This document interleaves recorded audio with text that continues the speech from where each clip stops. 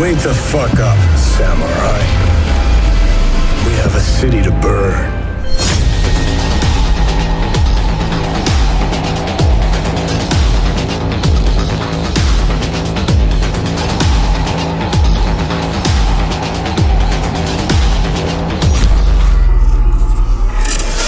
Before we dive in, let me make a quick apology. CD Projekt Red wouldn't allow us to use our own recorded gameplay for this review. So unlike a typical IGN review, what you're going to see while I talk about Cyberpunk 2077 isn't entirely representative of what I experienced when I played. But that restriction is only temporary, so when it comes out, we'll publish a new version of this review with our own footage to show you exactly what I'm talking about. Also, keep in mind that we haven't gotten to touch the PlayStation or Xbox versions yet, so what I'm talking about here is specifically the PC version of Cyberpunk 2077, which I played on a GeForce RTX 3080 GPU. And now, on to the review.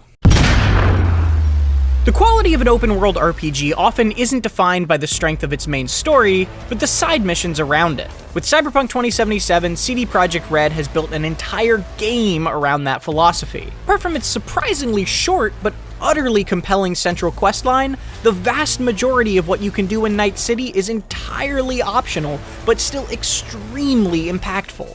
This more free-form structure isn't without its faults, including loads of distracting bugs, but the strength of the missions themselves and the broad and interesting choices you have within them make Cyberpunk 2077 one of the most exciting RPGs I've played in recent years.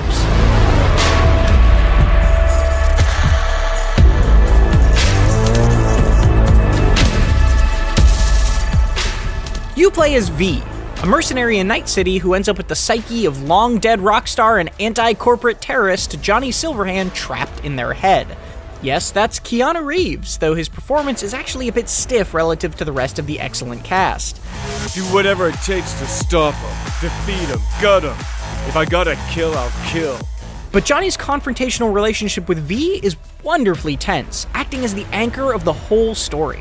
Cyberpunk 2077's opening hours do an incredible job of getting you invested in their struggle, and then Night City's sprawling map opens wide.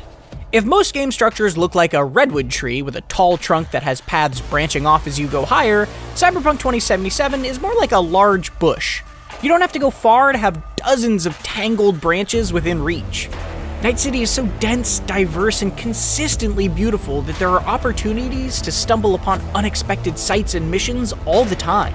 The scope is simply stunning, from the massive skyscrapers to the immaculately detailed in-world advertisements that are plastered all over them.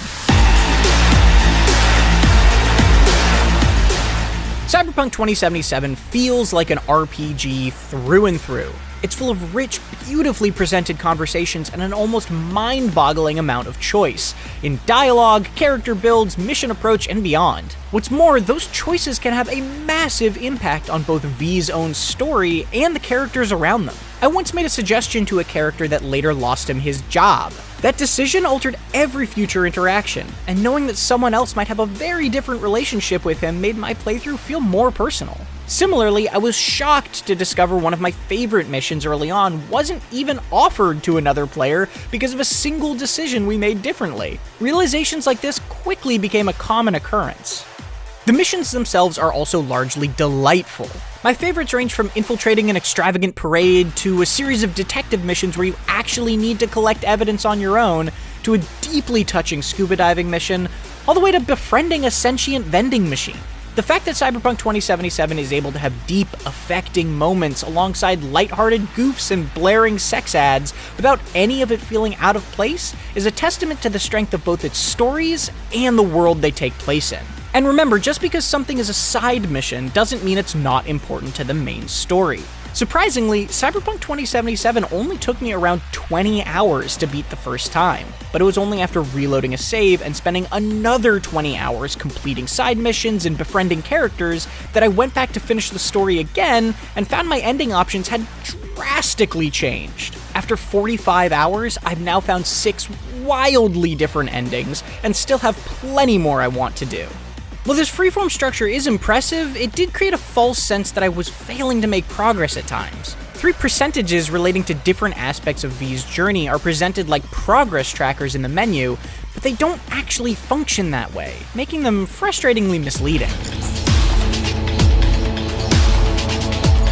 Regardless, the openness of Cyberpunk 2077 is pretty remarkable. Beyond the big story decisions, you also get the good old-fashioned choice of how to kill or politely incapacitate your enemies. There are no character classes here. Instead, you invest points into 5 primary attributes, and then into perks within each of those. For example, if you're planning to go stealthy, the cool attribute can make enemies slower to detect you, and its stealth perk page is full of additional boons like increased crouched movement speed or unlocking an aerial takedown. Perks will also naturally improve as you use them, making this system wonderfully flexible.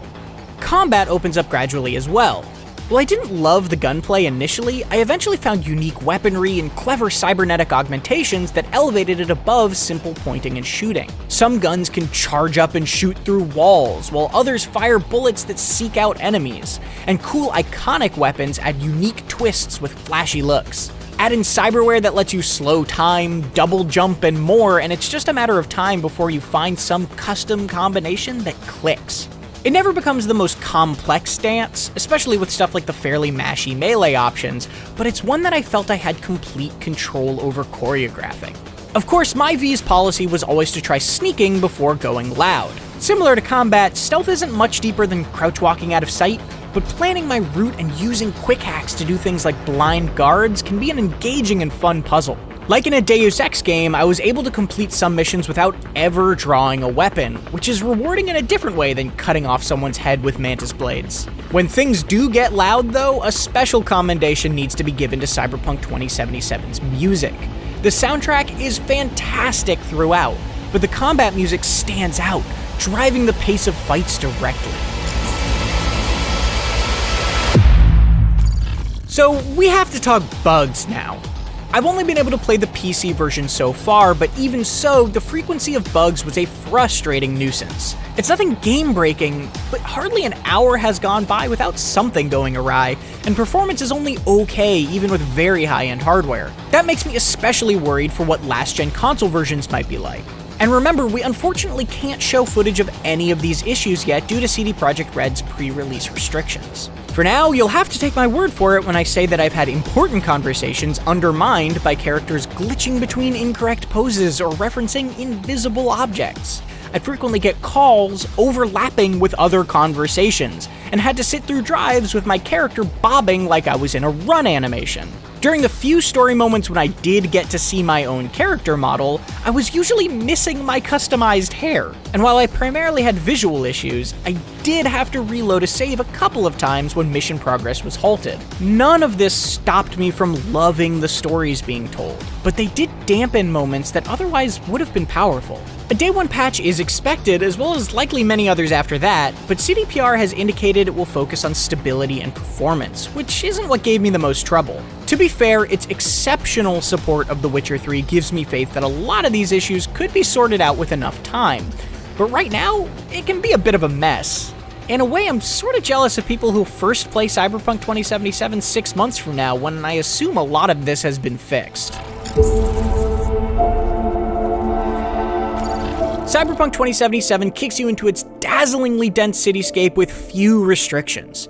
It offers a staggering amount of choice, and your decisions can have a tangible impact on both the world and people around you. Those stories can be emotional, funny, dark, exciting, and sometimes all of those things at once. The main quest may be shorter than expected when taken on its own, but the multitude of optional missions available can have a surprisingly powerful effect on where V and Johnny's story ends up. It's a shame that frustratingly frequent bugs can occasionally kill an otherwise well-set mood, but Cyberpunk 2077's impressively flexible design makes it a truly remarkable RPG. For more Cyberpunk 2077, be sure to read my full written review on IGN.com, or watch our breakdown of the Cyberpunk world's story leading up to it. And for everything else, keep it right here on IGN.